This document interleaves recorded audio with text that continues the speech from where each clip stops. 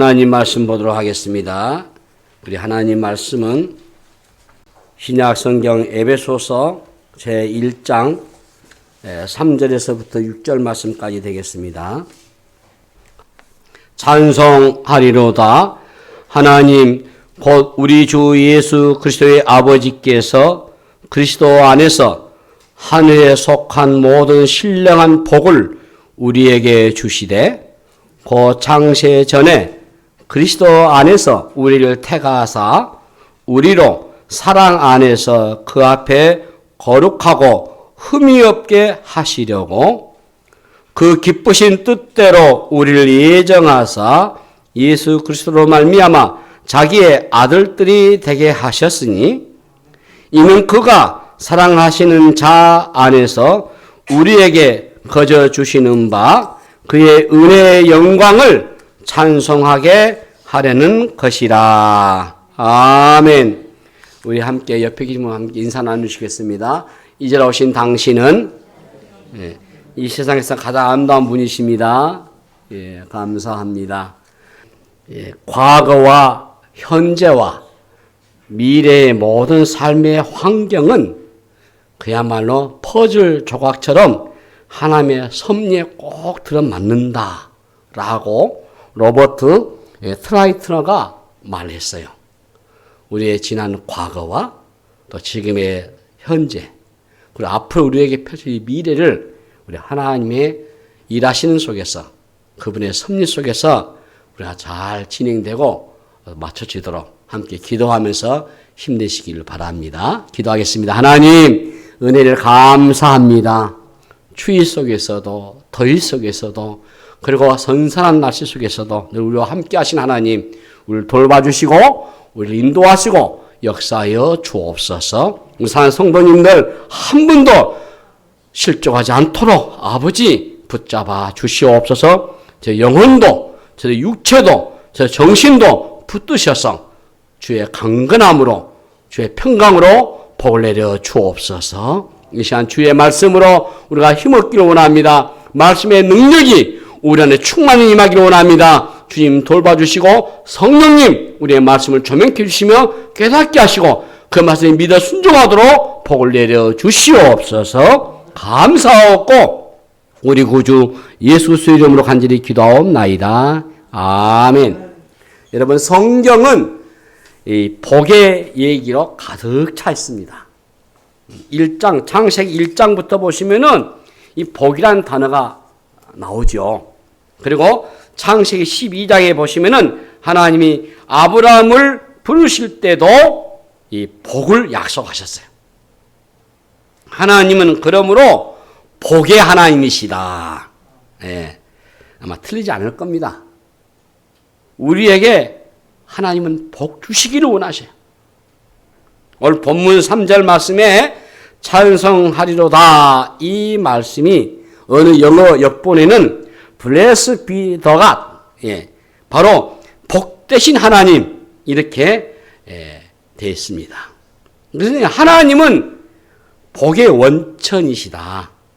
여러분 성경을 우리가 쭉 들여다보면은 인간이 복을 원하는 것보다도 하나님이 인간에게 복을 주시기를 더 원하신다 하는 것을 우리가 확인해 볼 수 있어요. 그래서 사실 우리 인간의 최대 관심이 복이거든요. 더군다나 우리나라는 복을 참 좋아해요. 그래서 벽에다가도 이불에다가도 그릇에다가도 모든 것을 다 복을 새겨놔요. 그런데 그 복이 어떤 것이고 이게 어디서 오는 것일까? 사람들은 막연하게 복을 원한단 말이에요. 우리는 스스로 중요한 질문을 던져보셔야 돼요. 나는 이미 복을 받은 사람인가? 아니면 복을 받아야 할 사람인가? 이 대답에 따라서 우리의 인생은 다른 길을 걷게 될 수 있습니다. 이미 복을 받은 사람이라면은 그것을 깨닫는 순간부터 행복한 사람이 될 수 있어요. 그러나 아직 복을 받지 못했다라고 생각하는 사람은 막 그걸 얻기 위해서 얼마나 몸부림치며 살아야 합니까? 누가 복을 받을 사람인가? 예. 누가 행복한 사람인가? 언제 행복했던 적이 있었는가? 돈을 많이 벌었을 때 있는가? 결혼했을 때 있는가? 원했던 집을 살 때였는가? 물론 이런 것들도 복의 일부분일 수도 있을 것입니다. 근데 문제는 이런 것들이 계속 유지된다는 보장이 없다는 거예요. 돈을 많이 가진 것이 복이라고 한다면은 돈을 잃어버린 순간 복은 사라져버리죠. 언제든지 빼앗길 수 있는 복이기 때문에 그래서 불안한 겁니다.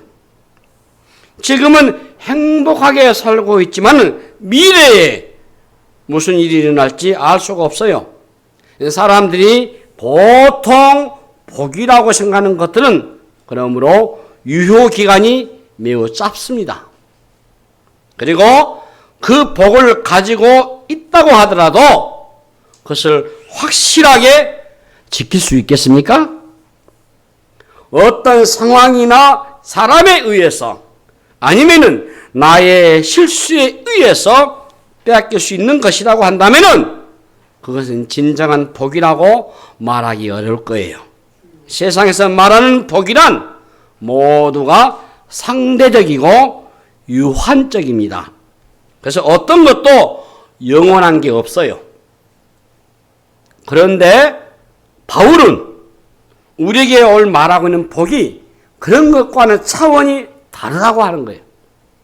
하나님께서 오늘 우리에게 복을 주셨다고 얘기했는데 참 이 복의 표현이 아주 독특하거든요. 우리 본문 3절 보시면은 찬송하리로다 하나님 곧 우리 주 예수 그리스도의 아버지께서 그리스도 안에서 하늘에 속한 모든 신령한 복을 우리에게 주시되 모든 신령한 복을 우리에게 주시되 이렇게 돼 있어요. 그냥 복이 아니고 신령한 복이라. 여러분 신령한 복이 어떤 것이죠? 하나님으로부터 주어진 복이 신령한 복이라. 이것은요 어떤 상태나 조건이나 형편에 관한 것이라기보다는 훨씬 더 넓은 개념이에요. 하나님은 우리의 이 현실에 아주 사소한 것에서부터 여러분의 미래의 모든 일까지 관여하시고 그를 통치하신다. 그런 개념에서 이 신령한 복의 개념 안에 들어가 있는 거예요. 우리는 내가 복이라고 얘기했던 것이 한순간에 깨져버리는 것을 많이 경험합니다. 그러나 이 신령한 복은 하나님으로부터 주어진 것이기 때문에 쉽게 깨어질 수 없음을 말씀하고 있는 거예요. 그런 의미에서 신령한 복은 한마디로 우리 삶의 모든 것을 복되게 하는 복인 줄로 믿습니다. 이게 특별히 나의 정체성과 연결이 돼요. 자, 주님이 산상수훈에서 팔복을 말씀하시면서 심령이 가난한 자는 애통하는 복이 있다. 이렇게 말씀했거든요. 자, 인간적으로 보게 되면 인간적인 사람들이 말하는 복과는 거리가 먼 것처럼 보이잖아요. 세상 사람들이 보기에 이해할 수가 없어요. 어떤 상황이나 조건의 문제가 아니에요. 그래서 이것은 존재의 문제다 그 말이에요. 내가 무엇을 가지고 있느냐 보다도 내가 누구냐, 내가 누구인가 여기가 더 중요한 거예요. 그런 의미에서 본다면은 이 한 해의 신령한 복이라는 것은 어떤 것에도 제한받지 않는 그리스도 안에서만 주어진 거예요. 진짜 복은 하나님부터 시작이 돼가지고 하나님으로 끝을 맺습니다. 그래서 하나님과 연결되지 않는 복은 여러분 진짜 복이 아니에요. 하나님은 우리에게 하늘의 신령한 복을 주셨어요. 어떤 사람은 자기가 가진 것이 별로 없는데도 아주 즐겁게 그걸 나누고 삽니다. 근데 어떤 사람은 아주 많이 가지고 있음에도 늘 부족하다고 옹색하며 살아가요. 이것은요, 가진 것이 적고 많음의 문제가 아니고 바로 존재론적인 문제예요. 존재의 문제입니다. 정체성의 문제예요. 좀 철학적인 용어입니다만은 자기의 정체성, 자기의 자아관, 자기의 가치관, 이 문제란 말이죠. 자, 교도소하고 이 수도원을 우리가 비교해 봐도 이해할 수 있습니다. 두 곳 모두가 한번 들어가면은 이걸 마음대로 나올 수가 없지 않아요? 그렇지만 여러분 교도소 안에서는 어떻겠어요?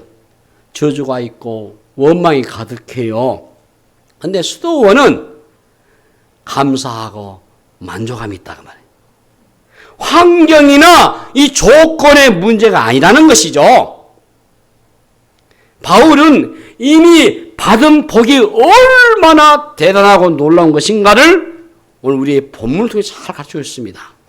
우리 예수 믿는 그리스도인들이 받은 복을 구체적으로 하면 어떤 것인가 오늘 말씀을 통해서 더 깊이 우리가 한번 살펴보겠습니다. 자, 우리 본문 4절을 보시면은 곧 창세 전에 그리스도 안에서 우리를 택하사 우리로 사랑 안에서 그 앞에 거룩하고 흠이 없게 하시려고 이렇게 되어 있어요. 우리 4절 본문 말씀 여러분 붙잡아야 될 단어가 우리를 택하사. 예. 여러분 이 복이란 것은 뭐냐? 바로 택함을 받는 것이 복입니다. 반대의 단어가 버림받는 거죠. 네. 어떤 사람, 또 우리가 어떤 관계 속에서 어떤 또 직장에서든지 이런 버림, 이게 아닙니다, 지금. 바로 이 버림은 하나님으로부터의 버림받음이에요. 이게 영원한 유기죠, 유기. 유기가 버리는 거죠. 예. 인간의 내면에서 버림받는 상처들이 있잖아요. 자, 에덴 동산에서 추방당한 아담의 후예들 안에 이 거대한 버림받는 불안이 있어요. 그래서 우리가 스스로 보호하려 하고 사람들을 의심할 수밖에 없어요. 왜? 존재론적으로 불안하기 때문에. 그뿐만 아니라 사실 우리 인간이 살아가면서 어릴 때부터 쭉 성장하는 과정을 통해서 여러 가지 경험을 통해서 참 우리가 이 버림받는, 배반당하는 이런 상처는 얼마나 큽니까? 아픔이잖아요. 예. 그래서 이 생존의 문제가 아닌 이 영혼의 깊은 자존감을 건드려버리는 이 버리는 거, 택함받지 못하는 거. 그래서 택함을 받았다. 하나님께 내가 택함을 받았다. 이게 큰 축복인 거예요. 그런데 이 택함이 어떻게 이루어졌습니까? 성경은 그리스도 안에라 이렇게 말해요. 이 택함을 하나님이 택해 주셨는데 그리스도 아니라고 분명히 말씀하셔요. 하나님이 아들 예수 그리스도를 십자가에 매달아 버리심으로 우리를 택하여 주셨다 그 말이에요. 예. 우리는 그냥 어쩌다가 예수 믿는 신자 된 게 아니요. 하나님이 창세 전에 그리스도 안에서 나를 택하셨다라는 것입니다. 그래서 이 택함을 받았다 이 말은 소속의 의미가 있기도 하고 우리가 이 어디에 속했다, 내가 어디에 속해 있다. 또 다른 의미에서 본다면은 그 선택은 영원하지 않다라는 것을 따를 수 있는데 여러분 생각해 보세요. 누군가가 선택을 받지만은 반면에 어떤 사람은 어때요? 거절받고 미움도 받잖아요. 우리 인생이 왜 힘들겠습니까, 여러분? 이 선택하고 거절하는 사이를 우리가 오고 가는 거예요. 그러나 하나님으로부터의 선택은 다른 거예요. 우리가 하나님에게 속한 자가 되었다라는 이 말은 우리의 어떤 행위나 노력이나 열심히 위해서 된 게 아니고 그리스도 안에서, 예수 안에서 창세 전에 예정이 되었다. 이게 하나님 주신 큰 복이에요. 성경은 우리가 예수를 믿겠다라고 결정하기 전에 이미 하나님이 우리를 선택해 주셨다. 그게 팩트입니다. 그게 사실입니다, 여러분. 그게 답이요. 그래서 우리의 조건이나 상황에 흔들 수 있는 게 아니기 때문에 그래서 그 선택을 우리가 복이라라고 이야기하는 겁니다. 그런데 우리가 어떻게 이 선택을 받게 됐는가? 자, 우리가 신앙생활을 하다 보면은 자신도 모르게 도덕적인 우월주의에 빠질 수 있어요. 그러다 보면은 나중에는 참 내가 괜찮은 사람이지 않겠나라고 여기서 하나님이 그러기 때문에 날 선택한 게 아닌가? 유대인들이 막 그랬어요. 유대인들은. 예. 우리는 그러니까 때때로 다른 사람에게 손가락질 할 때가 있는데 사실 생각해 보세요, 여러분. 그 사람과 나는 별 차이 없어요. 사람은 모두가 다 죄인입니다. 차이가 있다면은 뭐겠습니까, 여러분? 들킨 죄인, 안 들킨 죄인, 그러죠. 돈 많은 죄인, 돈이 없는 죄인, 좀 유식한 죄인, 좀 무식한 죄인, 이 차이밖에 없잖아요. 여러분 좀 들을 때 좀 거슬리는지 모르겠지만은 모두가 다 우리는 죄인입니다. 이게 진리요.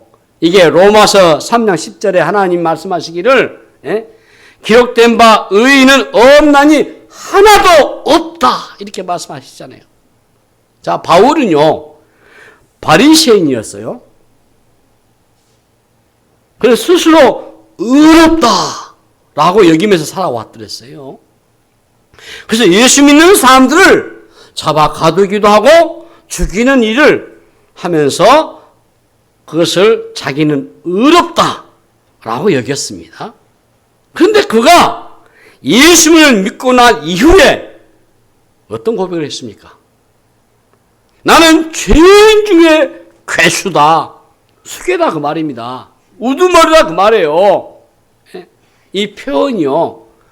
그냥 흘려가는 표현이 아닙니다. 원문에 보면은 이 나가 죄인 중에 괴수다 이 말이 원문에는 현재 시제로 쓰고 있어요.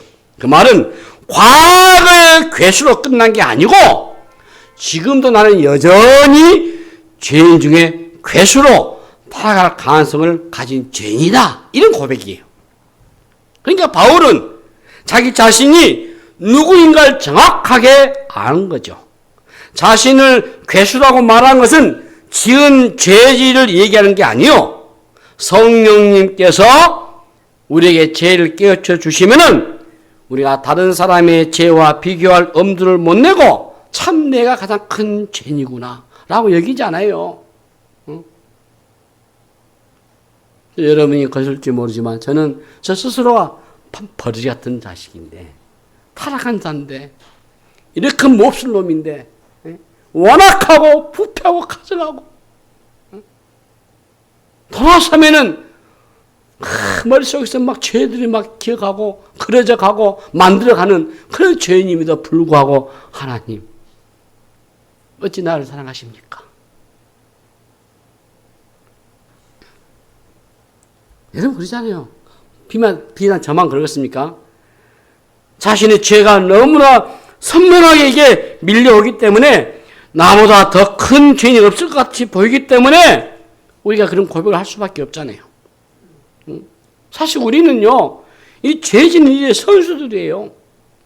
할 수 없이 죄를 짓는 게 아니고 이걸 자연스럽게 죄를 짓거든요. 인간은 죄 가운데 태어나서 죄 가운데 살다가 죄를 짓다가 죽습니다. 그게 인간이요. 부모에게서 받은 유전자의 핵심적인 것은 죄의 유전입니다. 이런. 본질상 그러므로 우리는 진노의 자녀들이라고 했어요. 그럼에도 하나님이 우리를 택하여 주셨다. 충격이지 않습니까, 여러분? 이럴 수가 있는가? 세상에서 한 번도 경험하지 못했던 거죠. 그래서 바울은 자신이 쌓아온 이 의로 하나님에게 가려고 애썼던 자기의 과거를 가지고 있어요.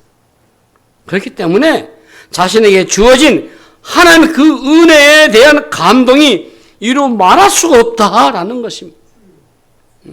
내가 알지도 태어나지도 않았는데 이미 하나님이 나를 택하셨다.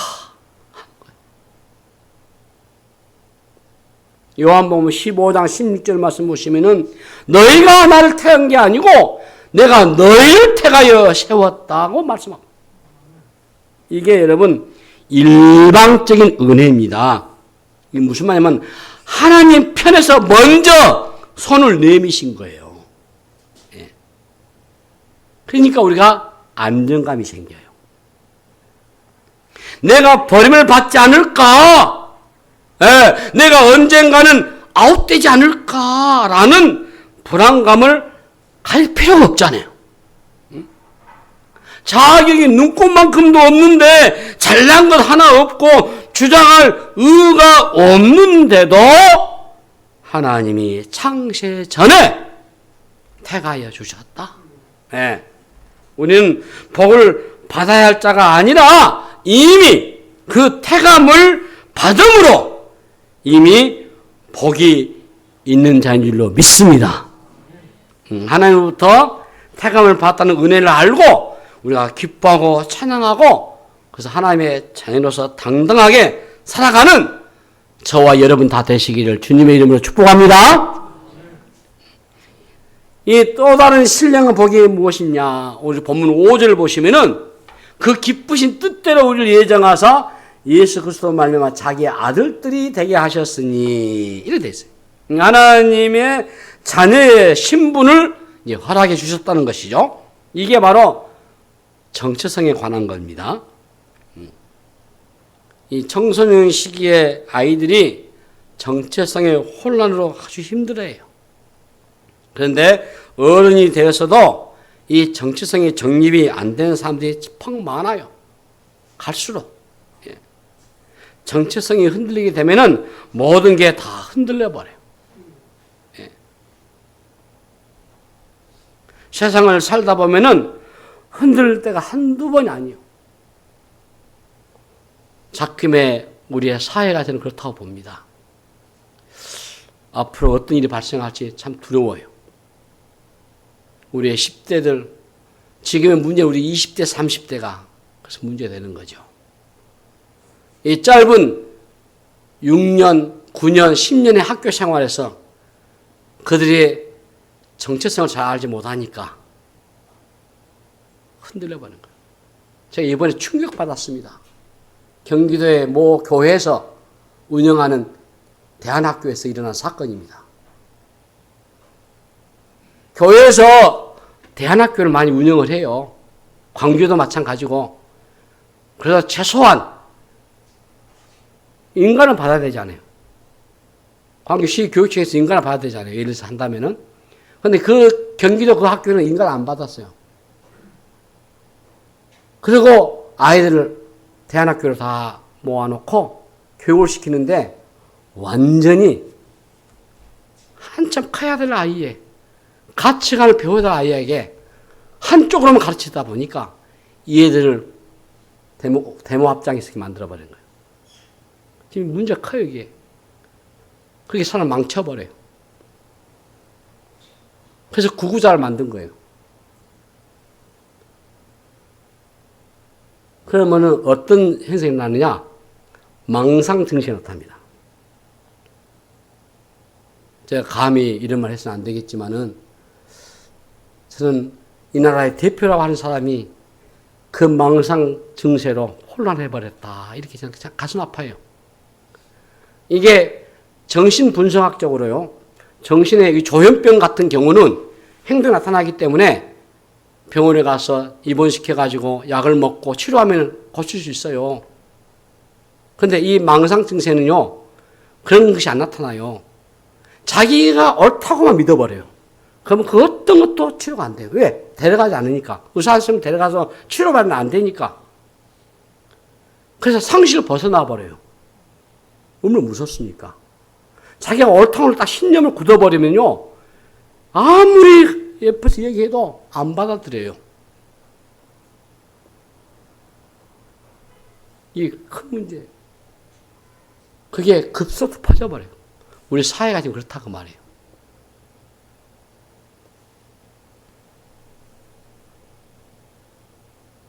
이런 것을 우리가 경험해 보면서도 이 흔들릴 때 한두 번이 아니에요. 지난주에 2단 경기주의를 우리가 보면서도 제가 어필했습니다만은 지금 이 2단들이요. 유튜브로 많이 지금 접근해가지고 특히 안식일 교회인들. 저도 살펴보죠.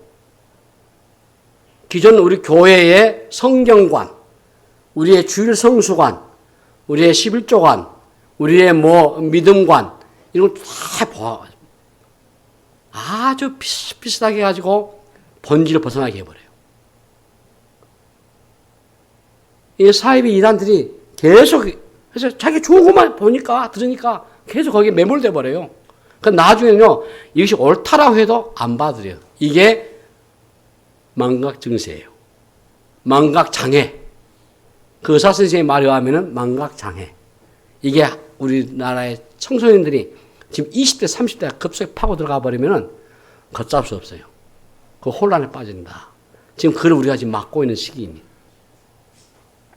어떻게, 기독교의 바른 사상 가르칠 교회에서 무화과로, 그것도 우리가 한쪽이 일방적인 막 가르쳐가지고 아이를 다 망쳐버리냐, 그 말이에요.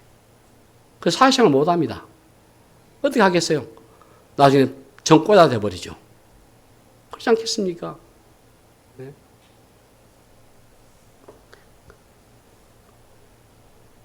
어른들도 마찬가지예요. 나의 정체성을 그럼 여러분 결정하는 게 뭐겠습니까?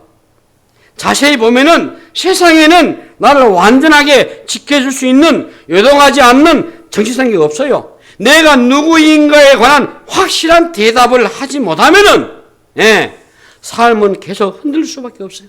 그러므로 내가 누구냐, 나는 누구인가, 나는 나인가, 나는 나대로 지금 살고 있는가라는 질문을 스스로 해보셔야 돼요.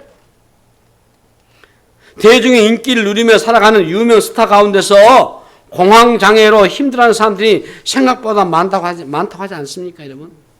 인기가 그렇게 많았음에도 왜 공황장애 걸리겠습니까? 대중의 뜨거운 시선을 받게 되는 순간부터 내가 나를 지나치게 의식해버려요. 이전에는 그냥 자연스럽게 행동하면 됐는데 인기가 생긴 순간부터 일구석일투족이 대중의 욕구에 나 자신을 맞춰서 행동하게 돼버려요. 그러니까 스타는 자기 마음대로 행동을 못하는 것이에요. 자기가 하고 싶은 대로 하게 되면 언젠가 그 인기가 초래할 수 있기 때문에 그러다 보니까 자신의 본래 모습을 없어져 버린 거죠. 그러면서 어느 순간 과연 나는 나인가 라면서 의심하게 돼. 결국 본래의 나는 어느 순간 실종해 버리고 다른 사람들이 요구하는 나를 끊임없이 만들어내면서 살아가게 돼버려요. 성공을 했는데도 나라는 존재가 소멸돼 버린 거죠. 이것은 인기 스타들에게만 일어나는 일이 아니에요, 여러분. 누구나도 일어날 수 있는 일입니다, 여러분. 부모에게 인정받기 위해서 예의를 쓰는 아이가 있어요. 너무 착하고 말도 잘 듣습니다. 부모가 원하는 공부도 하고 원하는 학교에 들어가고 원하는 직장에 들어가죠. 그렇지만 정작 자신은 본인의 삶을 살아본 적이 없어요. 그러면 어느 날 이제 뚜껑이 열리는 거죠. 직장에서도 마찬가지죠. 사람들에게 더 인정받기 위해서 노력하면 할수록 나라는 존재는 지워져 버려요. 겉으로는 웃고 있지만은 불안한 거예요. 남들이 보기에는 성공을 했는데도 불안한 거예요. 결국 누군가에게 멋지게 보여야 한다는 그 강박증은 그 삶을 소진하게 만들어버려요. 그래서 자기 자신으로 살지 못하고 누군가의 욕망에 부응하며 살아가야 하는 인생이야말로 그 존재 자체가 바람에 나는 겨와 같은 것이 돼버려요. 그래서 건강한 정체성이 어떤 것이냐. 예. 오늘 우리에게 주어진 이 신령한 복은 하나님의 자녀의 신분을 얻게 된 것이에요. 여러분. 이것은 우리가 노력을 해서 획득된 게 아니고 하나님 편에서 일방적으로 주신 은혜입니다, 여러분. 그래서 요한복음 1장 12절에 영접하는 자, 곧 그 이름을 믿는 자들에게는 하나님의 자녀가 되는 권세를 주셨다고 했잖아요. 바로 하나님의 자녀가 되는 권세입니다. 하나님의 자녀됨의 그 지위는 어떤 경우에도 결코 잃어버리지 않습니다.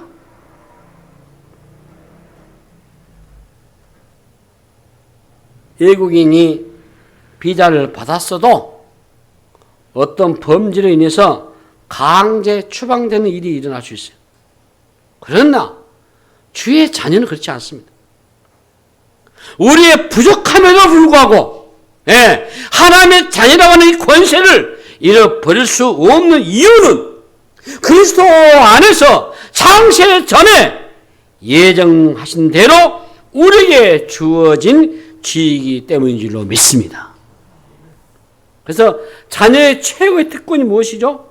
아버지가 가진 것을 함께 누리는 특권이에요.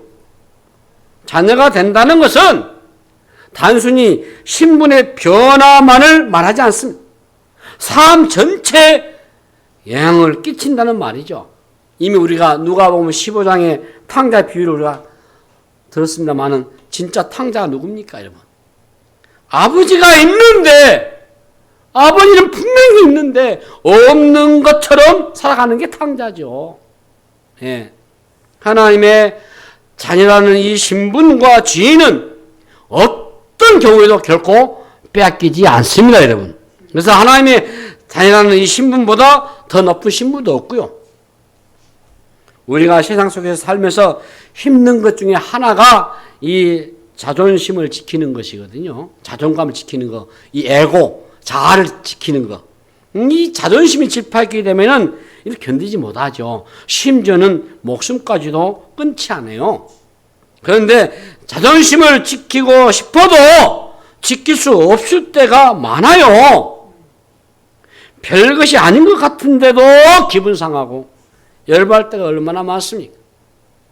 그래서 어떤 사람들은 이 자존심을 지키기 위해서 온 생에 모든 걸 다 쏟아부어요. 그런데 그 자존심이 지켜지지 않습니다. 그러나 이제 하나님의 자녀됨의 이 영광을 우리가 굳게 붙드신다면은 우리를 당당하게 하고도 남아요. 여러분, 그리스도 안에서 나는 누가 뭐라고 해도 하나님의 자녀입니다. 예?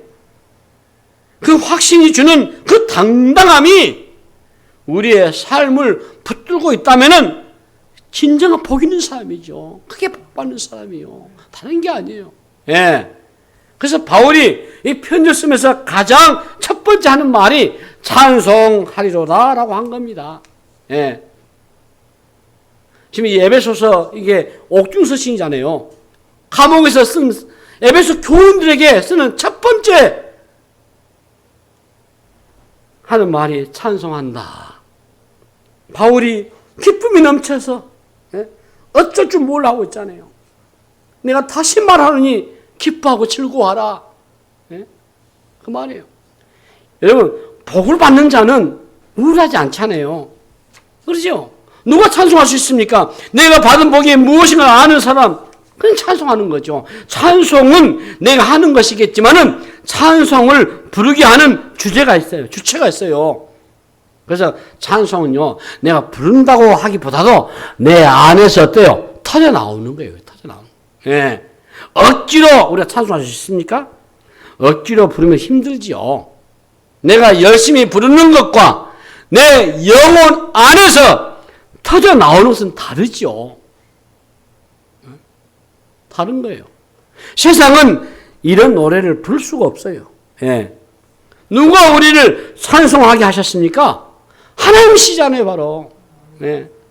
그리고 이것은 우리를 창조하신 목적이기도 하고요. 그러니까 우리가 찬송이 터져 나오는 거예요. 에베소 1장 12절에 말씀 보시면 이렇게 말씀됐어요. 이는 우리가 그리스도 안에서 전부터 받은 그의 영광의 찬송이 되게 하려 하심이라 했습니다. 예. 찬송하는 것이 우리의 존재 목적이라는 것이죠. 왜 찬송을 부르는 자가 복된 자입니까? 인간은 목적에 맞게 쓰여질 때에 가장 기쁨이 넘치는 거예요. 우리가 찬송을 부르는 것만이 아니고 우리 존재 그 자체가 찬송이거든요. 하나님을 찬송하게 하는 존재로 하나님이 우리를 택하셨다 그 말이죠. 이 말은 하나님이 우리를 찬송하는 기계로 만들어졌다는 뜻이 아닙니다, 여러분. 기쁨으로 찬송할 수 있게 하셨다는 거예요. 하나님은 우리가 찬송을 부르면은 영광이 올라가시고 찬송을 부르지 않으면 영광이 추락하는 그런 분이 아니셔요.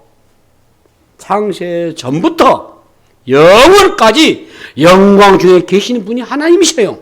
그렇다면 왜 찬송을 부르시게 하신 것일까? 하나님을 찬양하는 일은 우리에게 더 중요한 의미가 있습니다. 찬양할 때에 우리가 하나님과의 관계를 확인하고 그걸 회복하게 되는 거죠. 하나님을 높여드리는 찬송을 올려드리면은 우리의 삶을 하나님께 초점을 맞추게 될 때 우리의 삶의 모든 무질서함이 해결되고 우리의 삶이 회복되는 역사가 있게 된다 그 말이죠. 예, 말씀을 정리를 해보면서 이 본문 오늘 읽었던 이 3절부터 이 6절까지인데요. 그 14절까지 읽어야 돼, 사실은. 왜냐하면 이 원문에서는 이게 한 문장으로 되어 있어요. 우리는 3절, 4절, 5절, 6절 다 어느덧 14인데 원문의 성경에서는 헬라어로 3절에서부터 14절까지가 한 문장으로 되어 있어요. 쉼표도 없어요, 여러분. 그 말은 바울이 이 3절부터 14절까지 기록할 때 숨도 쉬지 않고 정신없이 써내려갔다 그 말이에요. 우리가 받은 은혜가 얼마나 큰가에 대한 감격에 겨워서 어쩔 줄 몰라 하는 그런 모습 벅차잖아요. 나 같은 것이 뭔데 하나님 날 택하셨다니, 내가 하나님 자녀가 되었다니. 저는 그러면서도 그래요. 주의 핏값이 없으면 교회에 말씀을 봉사하는 설교자로 날 세워주셨다니. 저는 설교 원고를 다 이렇게 기록하고 있습니다. 그래서 자주 묵상을 해요. 이미 했던 원고 다 모아놨어요. 그래서 또 보고 그때 이렇게 내 설교했구나. 또 원고를 또 이렇게 더 써내려가면서도 늘 생각하지. 글쎄, 목사가 할 일은 말씀 설교하는 것과 그리고 주의 백성들이 있어 기도하는 것, 그 무슨 이유가 있겠는가? 그 외에는 없다 저는 봐요. 내가 구원받은 것이 얼마나 벅찬지, 내가 하나님 자녀들 얼마나 소중한지. 그러지 않아요? 우리가 뭐 저만 경험한 것입니까? 우리 모두가 다, 우리 믿는 사람 다 모두가 내가 하나님 자녀가 됐다는 것이 그 감사, 그 감격함, 에? 이 구원의 감격이 우리에게 흘러 넘치잖아요. 세상에 대단한 것들이 있어도요, 조금만 시간 지나면 다 시들시들합니다. 그래서 전도서의 솔로몬의 말처럼 해 아래 새 것이 없어요. 예, 감탄하고 놀라워도 잠깐일 뿐이요. 그러나 하나님의 구원의 즐거움은 다르죠. 이 신앙이란 다른 게 아니에요, 여러분. 내 안에 이 구원이 얼마나 큰가를 알고 이걸 누리는 일입니다, 여러분. 내가 받은 복의 의미를 아는 순간 우리는 행복한 사람이 되는 거죠. 이 복은 우리의 열심으로 얻어낸 게 아니죠. 우리의 의지나 우리의 의로 갈 수 있는 게 아니요. 우리는 모두가 다 죄인이었습니다. 죄인 중에서도 괴수였고 소망이 없는 자들이었습니다. 왜 내가 구원받았는지, 왜 나를 택해 주셨는지 알 길이 없어요. 이 은혜를 깨닫게 될 때에 그 은혜에 깊이 우리가 빠져들고 사무치게 될 때 하나님을 위해서 살게 된 줄로 믿습니다. 예. 앞으로 사도행전을 제가 설교하겠지만은 사도행전을 쭉 묵상해 보면은 누가 선교하자, 누가 공동체 헌금을 하자 이게 없어요. 하나님의 은혜를 깨닫는 자들, 구원받는 자들로 인해서 그냥 자연스럽게 이게 돌아가는 거죠. 예. 누가 저 오지 아프리카 가서 선교사역 할 수 있겠습니까? 누가 목숨을 걸고 복음을 위해서 오지로 나갈 수 있겠습니까? 하나님의 측량 없는 은혜를 깨닫는 자들이겠죠. 그래서 우리 송성 교사님, 제가 처음 그러세요. 목사님, 나이가 나하고 비슷한데 언제 왜 이제 가느냐? 지금이야 나 부르셨기 때문에 갑니다. 앞으로 거기 들어올 수 없을 텐데 거기서 빼서 물을 가고 있느냐? 그렇습니다. 그 복음의 열정 때문에, 구원의 감격 때문에 다 끊고 가는 거죠. 그래서 파라과이에서 사역을 잘하고 계셔요. 예. 여러분, 나는 진정한 주의 복을 누리는 자입니까? 나는 복 받는 자입니까? 이미 복을 받은 자입니까?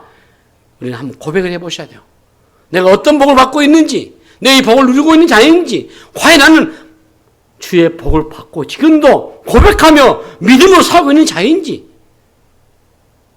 오늘 말씀을 다시 한번 여러분 조명하면서 모두가 다 주 안에서 복을 받는 자로서 그 복을 누리면서 믿음 승리해 나가는 은혜가 되시기를 주님의 이름으로 축복합니다. 하나님 아버지, 은혜를 감사합니다. 창세 전에 그리스도 안에서 우리를 택하여 주의 자녀 삼으심을 믿습니다. 복받은, 신령한 복받은 주의 백성임을 믿습니다. 이 복을 우리가 받았사오니 누리며 사는 저희들 되게 하여 주시옵소서. 감사하고 우리 구주 예수 그리스도 이름으로 간절히 기도하옵나이다. 아멘.